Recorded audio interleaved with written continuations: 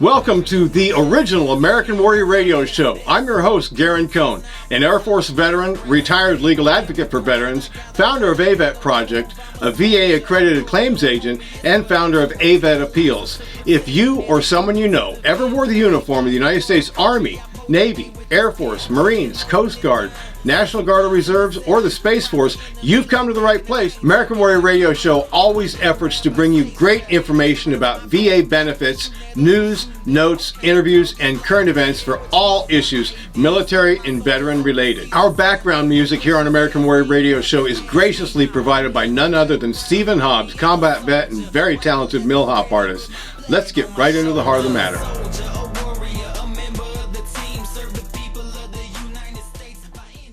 Hi, everybody. Garren with American Warrior Radio Show, and we have a special guest for you today. The pastor of the First Christian Church of Cocoa Beach, Troy Stanley, he's my pastor, happens to be with us in studio via Zoom, and I just want to welcome you. How you doing today, Pastor? I'm doing good. I'm happy to be here. Well, I'm glad you joined us because you've got some stories to tell. Before we get too deep into a couple questions I have, give our audience a little bit of bio on yourself. Okay. Well, because this is American Warrior Radio, I am a Navy veteran. I retired in 2008 after 20 years. Spent a lot of time in the Far East, and my big war was Desert Storm back in the early 90s. So did a lot of cool things over there. Ended up using the VA benefits to go to Bible college and also even get a master's degree, fully funded. Actually got paid to go to school. I mean, how cool is that? And that even included a trip to Israel. It was one of my classes. So they paid my way to go on a 12-day Israel trip. And I had to drag my wife along and pay for her, but that was a great time. But travel the world, seen a lot of cool people. I've been active in my church my whole life. Even in the military, I served as a lay leader. That's what I wanted you to hit on, because I wasn't a chaplain. My ship, I was on frigates, Perry-class frigates. They're not big enough to have a chaplain.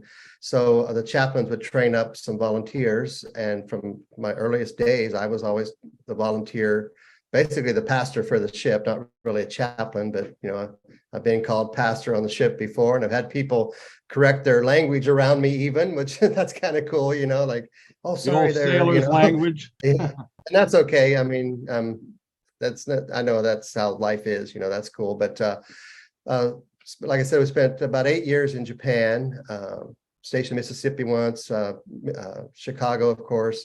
I was a recruiter in Orlando back in the 90s. Most of those folks I put in the Navy back then have already retired. So I know I don't look that old, but I am that old. So. Well, and where were you born and raised, Pastor? Oh, I was born in Ohio. And in the late 70s, most of Ohio immigrated to Florida.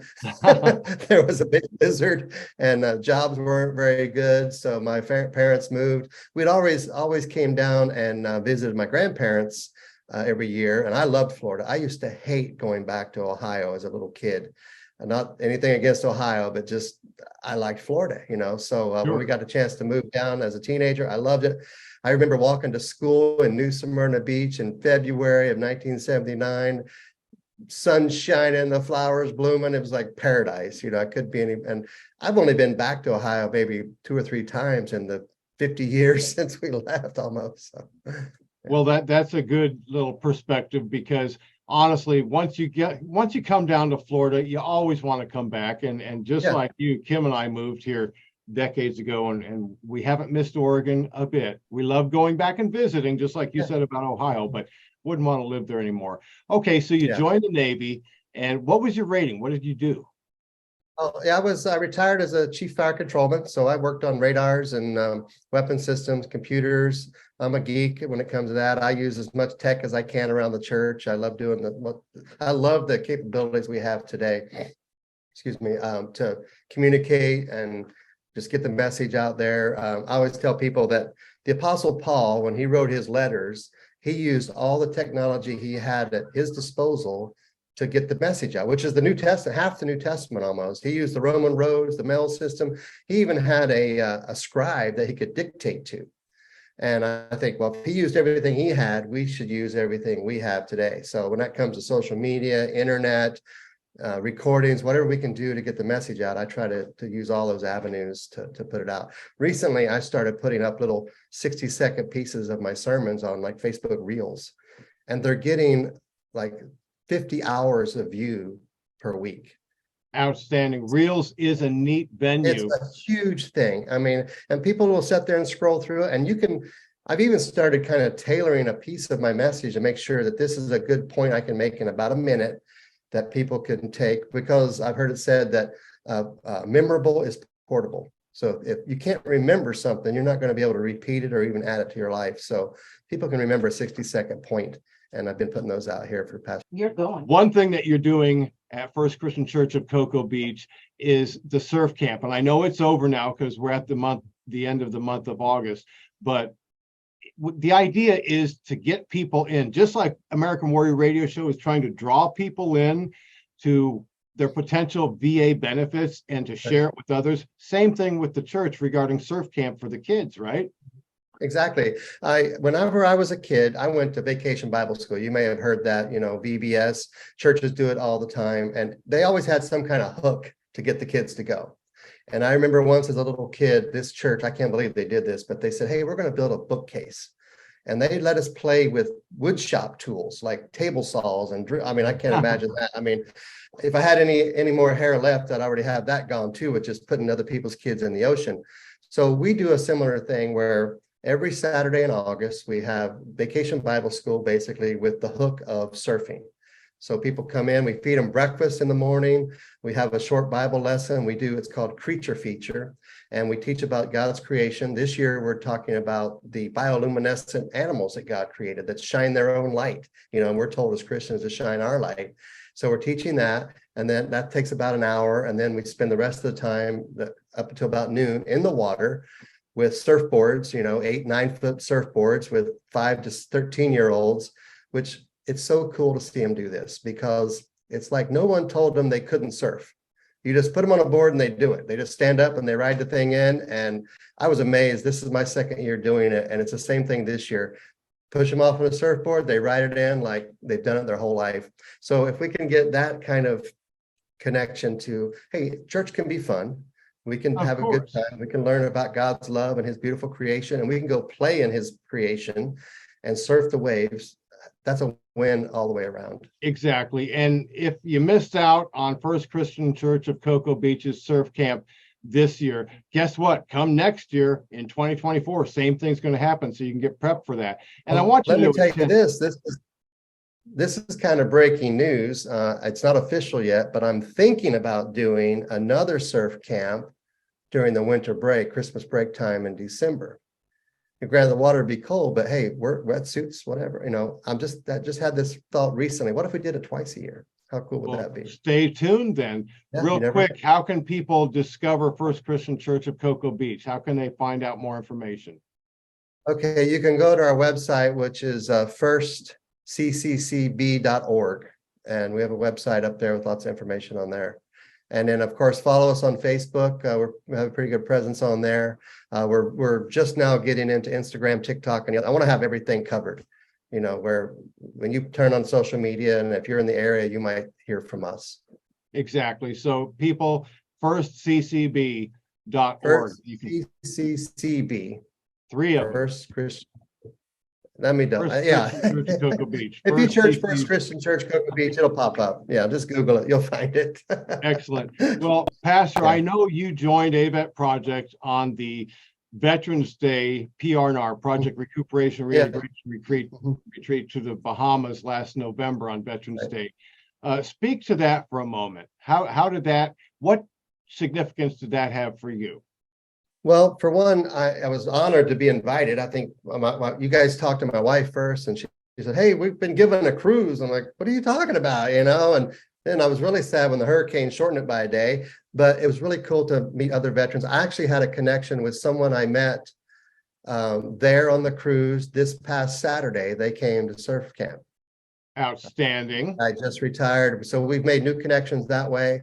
And, one of the things most people will say when they leave the military, they'll say, what do you miss most? And of course, we don't miss the training and all the deployments and stuff like that, but we do miss the camaraderie. That's and right. This was a chance to get reconnected. Right. And there's such power in that, even in a church. I want our church to be connected the same way, the brotherhood of the faith. But there's also this brotherhood of service in the military that never goes away. Once you join, you're always a veteran, so it was really cool to connect with those. Plus hear that, you're out there advocating for people's benefits, and all of my children are in the military now, and I preach to them too, make sure you document things, do what you got to do. You earn these things. Don't think you shouldn't use them, Exactly. And well, touching on that for a moment, which is always addressed during PR&R retreats, whether they're a cruise on the high seas or on land, and that is the value of the potential benefits through the VA, whether it's enrollment into veterans health care or veterans benefits, which is compensation. And I know you're service-connected disabled vet. Yeah. So I just learned recently about how valuable that is. I mean, when I left, I retired after 20 years. I was E7, Chief Petty Officer, and I didn't even think about it. And like a few months after I retired, I get a letter that says, "Oh, you're 50% disabled, and you're getting this kind of money." And I got free medical, and if I need, like, I got $1,000 insoles in my shoes right now to help with plantar fasciitis. If I had to go buy them at the Good Feet store, it's like $1,000. So I don't have to pay anything for that. They mail them to me when they wear out. I get new ones. What a blessing that is. And I learned how valuable it was recently when a friend of mine, similar age, never been in the military, her and her husband, were telling me how much they have to spend for healthcare. And it's like $2,000 a month. Similar age, similar health and whatever. And like, holy mackerel, I didn't realize it was worth that much. Just the medical benefits between my wife with TRICARE and me with the VA. And I'll tell you, I have to praise the VA. Daytona Beach is my outpatient, and I've had Lake Nona stuff. I've done things over there. I have had excellent care. I can't complain one bit about it. Anything I've ever dealt with, they've helped me right away. I got to tell this story real quick. My first Easter here at the church, first time ever as the lead pastor. Easter Sunday, that's Super Bowl Sunday when it's Pastor World. I remember the story. Everybody's on point. Well, Good Friday, I cut the tip of my finger off with a table saw.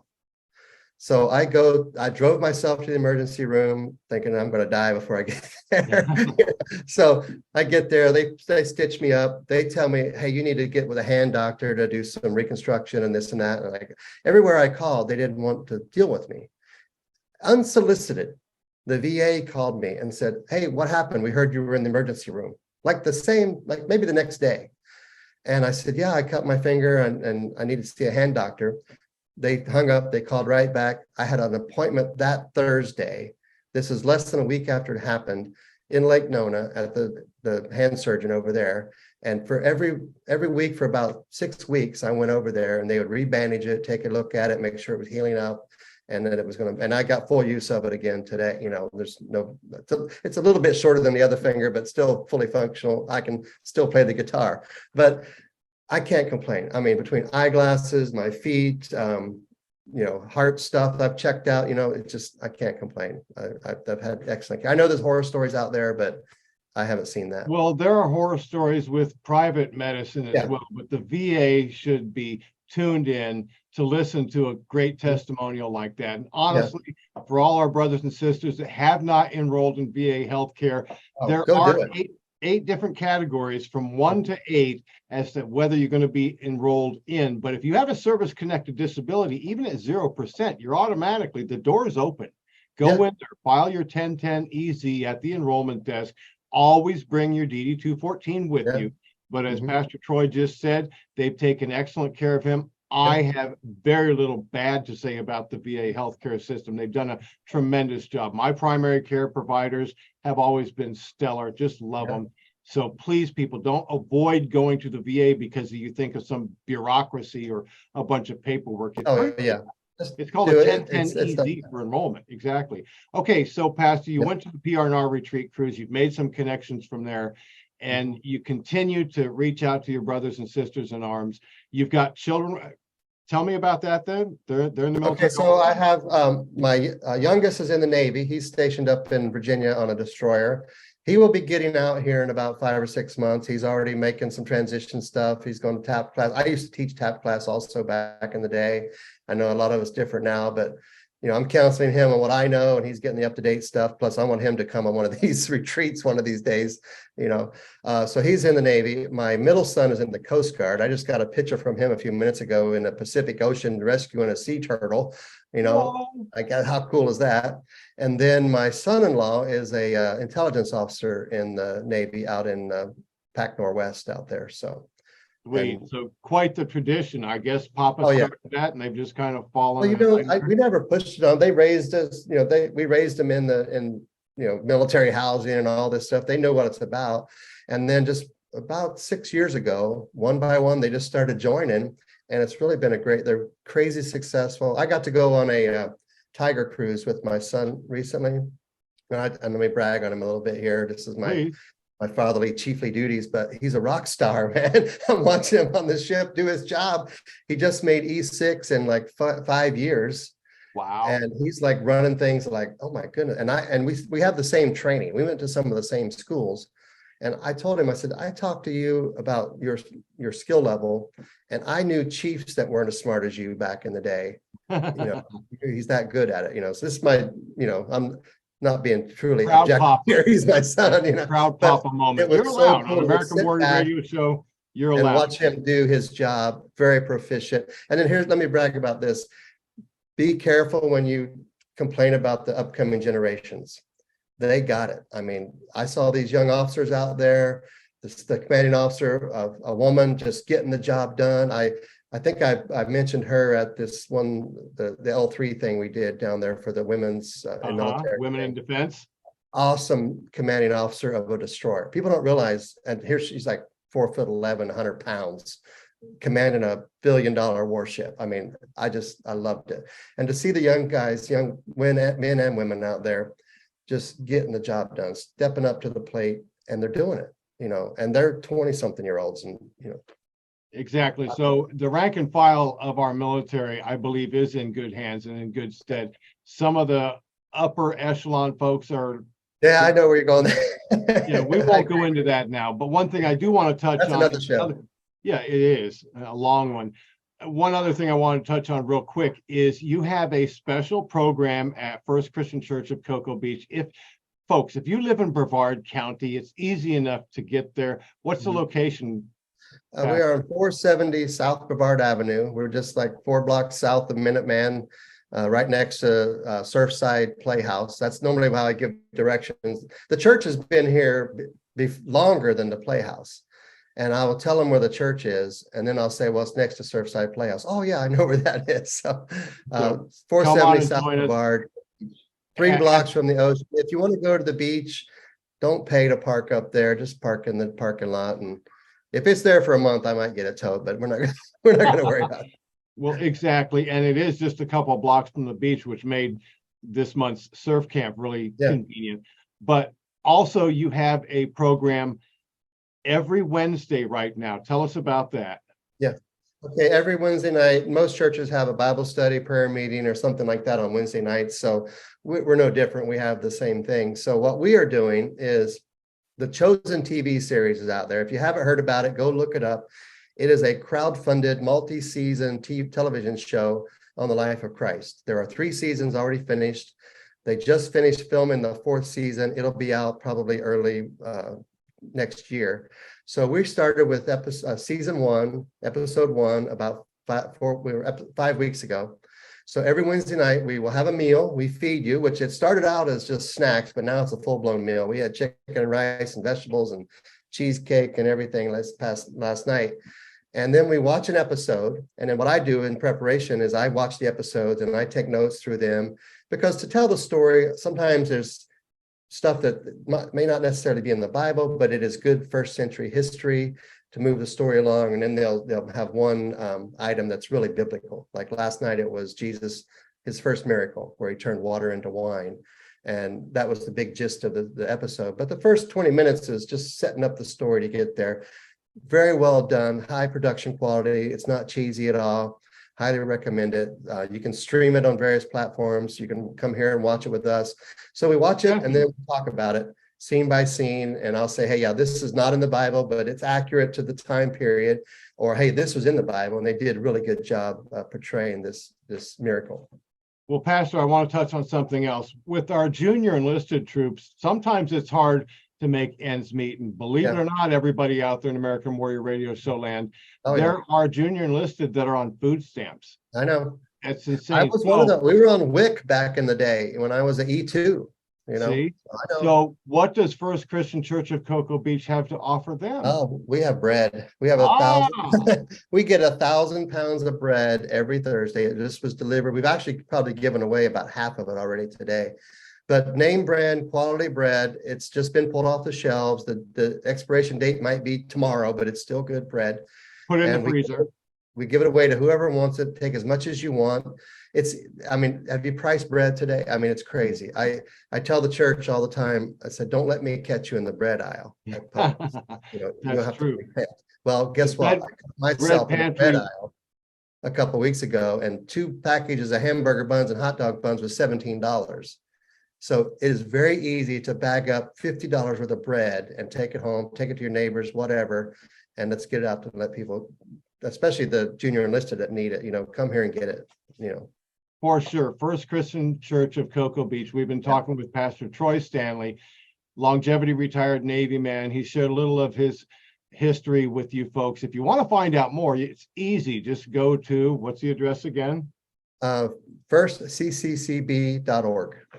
And you can find out all you want to know about that. The bread pantry is an incredible outreach endeavor, and it's feeding a lot of people. How many schools now are we're feeding? Well, they just started school today, so probably next week we will be feeding 3 elementary schools. We send about 30 to 40 bags of bread. We try to put some breakfast bread, some regular bread, maybe a sweet in the bag, and it sends home with the kids on Friday afternoons, because people don't realize people are hurting out there. Yes, they are. They may not necessarily be starving to death, but they might be doing without something or missing a meal. So we can fill that gap, and it's easily $30 worth of bread. And I tell people all the time, if you found $30 on the road, you'd bend over and pick it up. Of course. So here's the deal, folks. Go to the website, check out Pastor Troy Stanley and his church. I appreciate you spending some time. You're obviously a busy man, so thank you for sharing a little bit of your thoughts and bio with our audience. And as always, I'll see you on Sunday, and I hope others watching the show will too. If they're in Wyoming or California, it streams live too, right? We're down on streaming the past 2 weeks. We should be back up this week. We stream it on YouTube. Just look up First Christian Church Cocoa Beach. You'll find us on there. We put the sermons up there. They're only about 25, 30 minutes long, and I don't think I'm that boring. So you can attest. No, you do. Your days. And this week's sermon is going to be actually the series I'm in right now is called Beach Life. And Jesus spent a lot of time around the Sea of Galilee on different seashores, and this week is about him calming the storm. And the big question I'm going to ask people is, what are you afraid of? Because we're only to fear God, reverently fear God. Nothing else we should fear. Go out and live life, be a shining light for God, and change lives and make disciples. That's a perfect way to end this episode. Thank you, Pastor Troy Stanley. Listen, everybody, tune in again for American Warrior Radio Show and share this episode with others. Go to the YouTube channel and subscribe. And also, if you want to help us help our troops and their families, just go to AVET-project.org, buy a t-shirt. We've got red for Remember Everyone Deployed. We've got purple. We've got pink. We've got different colors. Help us help them. They're only $10. We're not making any money on this stuff, and they're dry wick. They're nice shirts. Listen, help us help our troops. Go to AVET-project.org. Go to church this Sunday. Why not check out First Christian Church of Cocoa Beach and listen to Pastor Troy's message? It's going to be great. Until then, don't forget, thank AVET.